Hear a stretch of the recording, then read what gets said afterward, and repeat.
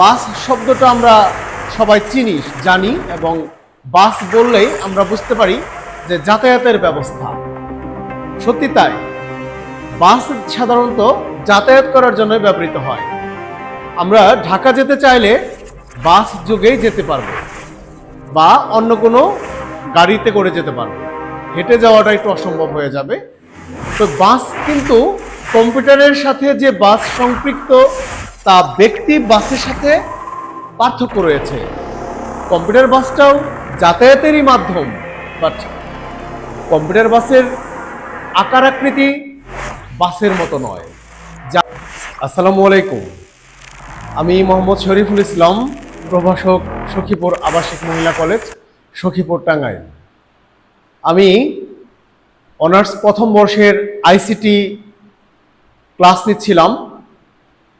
আজকে যে বিষয় নিয়ে আলোচনা করব তার আগে আমি পূর্বের টপিকগুলো একটু স্মরণ করিয়ে দিচ্ছি। আমি আইসিটি বিষয়ের ইউনিট 2-এর দুটি অংশের ক্লাস সম্পন্ন করেছি, দুটি লেকচার সম্পন্ন করেছি। আজ আমার তৃতীয় লেকচার, দ্বিতীয় ইউনিটের আজকে তৃতীয় লেকচারে আমি যা রেখেছি তা হলো কম্পিউটার বাস। এই কম্পিউটার বাস সংক্রান্ত কিছু আলোচনা তোমাদের সাথে করব। আশা করছি তোমরা আমার সাথে থাকবে এবং এই ক্লাস থেকে তোমরা উপকৃত হবে, পরীক্ষার জন্য ভালো একটি প্রস্তুতি নিতে পারবে। তো শুরু করছি আজকের ক্লাস। তার আগে আরেকটি কথা বলে রাখছি, সেটা হলো যে এই আলোচনার শেষে প্রসঙ্গত কিছু প্রশ্ন থেকে যায়, সেগুলা যে প্রশ্নগুলো থাকবে তা আমি এই ক্লাসের শেষে উত্তর সহ তৈরি করে দেওয়ার চেষ্টা করব। তোমরা এই ওয়েবসাইটে তা পাবে। আজকে আলোচনার বিষয়বস্তু হচ্ছে কম্পিউটার বাস আমরা যাতায়াতের জন্য ব্যবহার করি। যাই হোক, আমরা শুরু করছি আজকের ক্লাসের আলোচনা। আলোচ্য সূচিতে রয়েছে সংজ্ঞা, কম্পিউটার বাসের ধারণা, বাসের উপাদান, বাসের প্রকারভেদ এবং সারসংক্ষেপ। যাই হোক, আমরা এখানে একটি চিত্রের মাধ্যমে দেখানোর চেষ্টা করেছি বাস আসলে কি।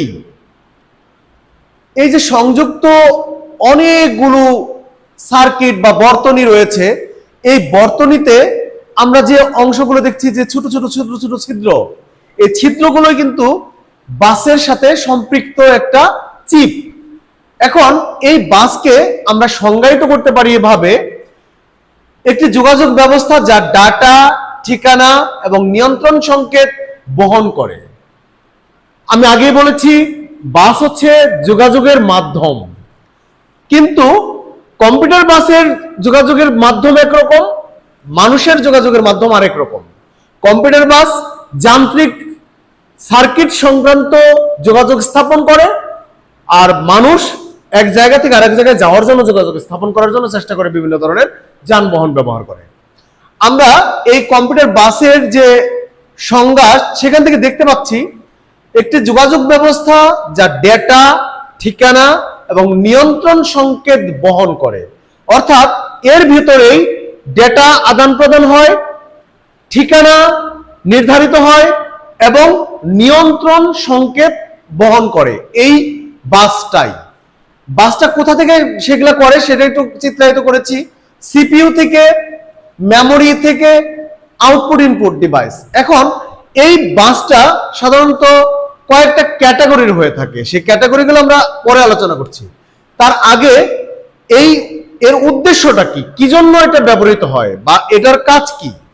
কম্পিউটার উপাদানগুলোকে একে অপরের সাথে দ্রুত এবং কার্যকরভাবে যোগাযোগের জন্য ব্যবহার করে এটা। অর্থাৎ কম্পিউটারের উপাদানগুলোকে একটা থেকে আরেকটা জায়গা থেকে আরেকটা জায়গায় এভাবে যোগাযোগ স্থাপন করার জন্য, আদান প্রদান করার জন্য এটা ব্যবহৃত হয়। আমরা কম্পিউটার বাসের একটা প্রকারভেদ দেখতে পাচ্ছি। কম্পিউটার বাস সাধারণত বা প্রধানত দুইটি প্রকারের হয়ে থাকে। একটা হচ্ছে সিস্টেম বাস, আর একটা হচ্ছে এক্সপানশন বাস। সিস্টেম বাস সিপিইউ, মেমোরি এবং ক্যাশের মতো প্রধান উপাদানগুলোকে সংযুক্ত করে দ্রুতগতির ডেটা আদান প্রদান করে। সিস্টেম বাসটা আমি চিত্রায়িত করেছি। এখানে সিস্টেম বাস, মেমোরি, সিপিইউ এবং এটা আউটপুট চলে যাচ্ছে। সিস্টেম বাস সিপিইউ, মেমোরি এবং ক্যাশের মতো প্রধান উপাদানগুলোকে সংযুক্ত করে দ্রুতগতির ডেটা আদান প্রদান করে। এখন এই যে কথাগুলো বলা আছে, সিপিইউ হচ্ছে কন্ট্রোল প্রসেসিং ইউনিট। এই কন্ট্রোল প্রসেসিং ইউনিট থেকে ও ডেটা কালেক্ট করে, সেই ডেটাগুলোকে সে মেমোরিতে সংরক্ষণ করে এবং সেগুলোকে আদান প্রদানের জন্য, দ্রুত গতিতে আদান প্রদানের জন্য ব্যবস্থা করে। এখন এই সিস্টেম বাসটা হচ্ছে সবচেয়ে গুরুত্বপূর্ণ একটি বাস। এই বাস থেকেই মূলত তথ্য আদান প্রদানের সকল কাজগুলো সম্পন্ন হয়ে থাকে। এক্সপানশন বাস সিস্টেম বাসের গতি কমিয়ে ইনপুট আউটপুট ডিভাইসগুলোকে সংযুক্ত করে peripheral hard drive, USB port যুক্ত করতে ব্যবহৃত হয়। এখানে আমরা প্রথম যে ক্লাসটা করিয়েছিলাম, সেই ক্লাসে ইনপুট ডিভাইস সংক্রান্ত কিছু আলোচনা করেছিলাম। সেখানে আমরা বিভিন্ন ধরনের ইনপুট ডিভাইস, যেমন আমরা বলেছিলাম যে ক্যামেরা, তারপরে স্পিকার, মাইক্রোফোন, এই ধরনের যে যন্ত্রপাতিগুলো আছে সেগুলোকে সংযুক্ত করার জন্য এই বাসটি ব্যবহৃত হয়। সিস্টেম বাসের যে গতিতে ওরা কাজ করে, এই কাজটাকে ত্বরান্বিত করার জন্য এবং সেটাকে নিয়ন্ত্রণ করার জন্য এই এক্সপানশন বাস ব্যবহৃত হয়। এক্সপানশন বাস এটা হার্ড ড্রাইভ, ইউএসবি পোর্ট এই সংক্রান্ত কাজের সাথে সম্পৃক্ত থাকে, এদেরকে যুক্ত করে এবং এই হার্ড ড্রাইভ বা ইউএসবি পোর্টগুলোকে নিয়ন্ত্রণ করে কি করে? সিস্টেম বাসকে সহায়তা করে। ওর নিজস্ব কাজ হচ্ছে কি? সিস্টেম বাসকে সহায়তা করা। যাই হোক, এই বাসটা আমরা দেখতে পেলাম, একটা চিত্রের মাধ্যমে দেখানোর চেষ্টা করেছি।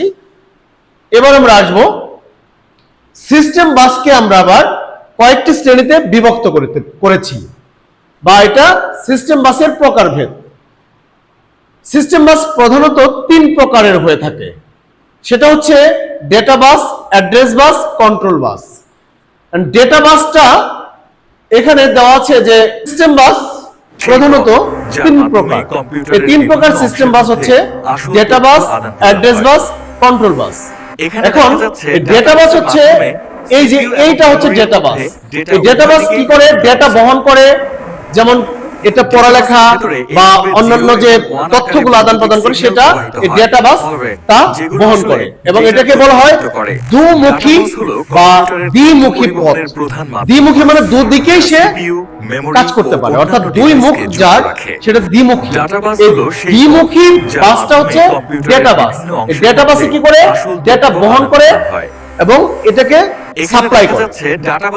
অ্যাড্রেস বাস, অ্যাড্রেস বাস, অ্যাড্রেসের বাংলা অর্থ হচ্ছে ঠিকানা। অ্যাড্রেসের বাংলা অর্থ কি? ঠিকানা। এই অ্যাড্রেস বাস ডেটা লেখা বা পড়ার জন্য মেমোরির ঠিকানা পাঠায়। মেমোরিতে কি করে? মেমোরির ঠিকানাটা পাঠায়। আর ঠিকানা পাঠানোর কারণে একে বলা হয় একমুখী পথ বা সিপিইউ থেকে মেমোরি। এর আর কোনো পরিসর নাই। এর একটা মাত্র পরিসর, সেটা হচ্ছে কি? এটা একমুখী পথ, সিপিইউ থেকে অনলি মেমোরি, আর কোনো দিকে তার কোনো কাজ নাই। অ্যাড্রেস বাস বিভিন্ন ধরনের ডেটা পড়ে বা লেখে সেটা কি করে? সিপিইউ থেকে মেমোরিতে ট্রান্সফার করে, আর এর কোনো কাজ নেই। আরেকটা কি? Control bus. এই কন্ট্রোল বাসকে আমরা 2 ভাবে ব্যবহার করি। একটা হচ্ছে দ্বিমুখী পথে ব্যবহার করি, আবার একমুখী পথেও ব্যবহার করি। কন্ট্রোল বাস নিয়ন্ত্রণ সংকেত বহন করে, কখন পড়া হবে, কখন লেখা হবে, এই সব বিষয় সে স্পষ্টকরণ করে এবং সেটাকে একমুখে বা দুমুখে সে মানে কি বলে? ট্রান্সফার করে।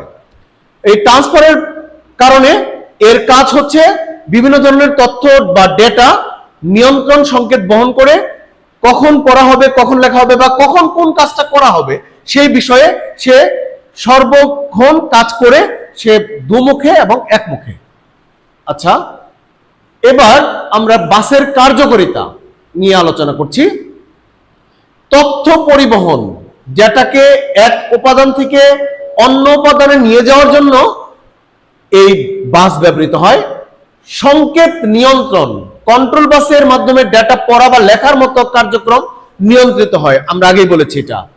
যোগাযোগ সেতু স্থাপন করে, প্রসেসর, মেমোরি, অন্যান্য পেরিফেরাল ডিভাইসের মধ্যে সংযোগ স্থাপন করে, অর্থাৎ এর মাধ্যমেই কেবলমাত্র বিভিন্ন ধরনের যন্ত্রের সংযোগ স্থাপিত হয়। আমরা সাধারণত বিভিন্ন ধরনের পোর্ট ব্যবহার করি, যেমন ইউএসবি পোর্ট, তারপরে হলো আপনার এইচডিএমআই পোর্ট, ঠিক আছে, বিজিএমএ মানে বিজিএমএ পোর্ট, এইগুলো এই ধরনের পোর্টগুলো আমরা যদি একটু গুরুত্ব সহকারে একটু দেখার চেষ্টা করি, বা মোবাইলের যে চার্জিং পোর্ট, আমরা যদি চার্জিং পোর্টগুলোকে দেখার চেষ্টা করি, আমরা দেখব ছোট ছোট ছোট ছোট চিপ আছে।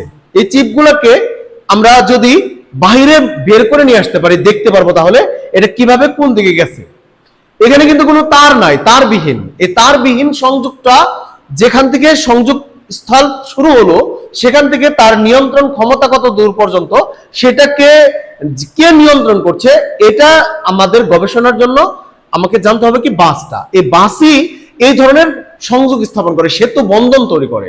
আমরা যে ইউএসবি পোর্টগুলো ব্যবহার করি, এখানেও কিছু বাসের সম্পর্ক রয়েছে। আমরা দেখতে পাচ্ছি এখানে একটি ইউএসবি পোর্ট, এই ইউএসবি পোর্টের মধ্যেও কিছু চিপ রয়েছে। এই চিপটাও কিন্তু বাসেরই সাথে সম্পর্কযুক্ত, ডেটা আদান প্রদানের জন্য আমরা ব্যবহার করি সব। যাই হোক, আজকে যে আলোচনাটা করলাম, এখান থেকে আমরা যে সংক্ষেপণটা পেলাম তা আমি একটু তুলে ধরার চেষ্টা করছি। এক কথায় বলা যাবে, বাস হচ্ছে একটি মেরুদণ্ড। কার মেরুদণ্ড? কম্পিউটারের মেরুদণ্ড। কম্পিউটারের মেরুদণ্ড কেন বলা হলো?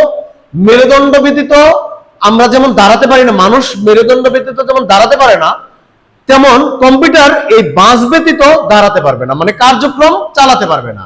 তার কার্যক্ষমতা নিয়ন্ত্রিত হয় বাসের মাধ্যমে, অর্থাৎ তাকে বলা যাবে বাস হচ্ছে কম্পিউটারের মেরুদণ্ড। সিস্টেম বাস, সিপিইউ ও মেমোরি, এক্সপানশন বাস, আইও ডিভাইস, ডেটা, ঠিকানা ও কন্ট্রোল, এই তিনটি বাসের মাধ্যমেই সমন্বয় সাধিত হয়। এখন এই সিস্টেম বাসটা সিপিইউ এবং মেমোরি এই দুইটাকে কি করে? একত্রিত করে বা সেতু বন্ধন তৈরি করে এদের মধ্যে। কিভাবে? সিপিইউ থেকে সে ডেটা কালেক্ট করে মেমোরিতে ট্রান্সফার করে, ঠিক আছে। ডেটা ও ঠিকানা বা কন্ট্রোল, এই তিনটি বাসের মাধ্যমেই সকল কাজ সমন্বিত হয়, মানে সকল কাজ সম্পাদিত হয়। ডেটা, ঠিকানা ও কন্ট্রোল, এই তিনটি বাসের মাধ্যমেই সমন্বয় সাধিত হয়, অর্থাৎ যত কার্যক্রমে বাস করে তার প্রত্যেকটি কাজই এই ডেটা বাস, অ্যাড্রেস বাস এবং কন্ট্রোল বাস, এই তিনটি বাসের দ্বারাই সম্পাদিত হয়।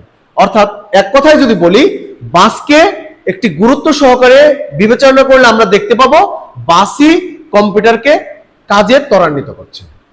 আজকের আলোচনা এই পর্যন্তই। ধন্যবাদ সকলকে।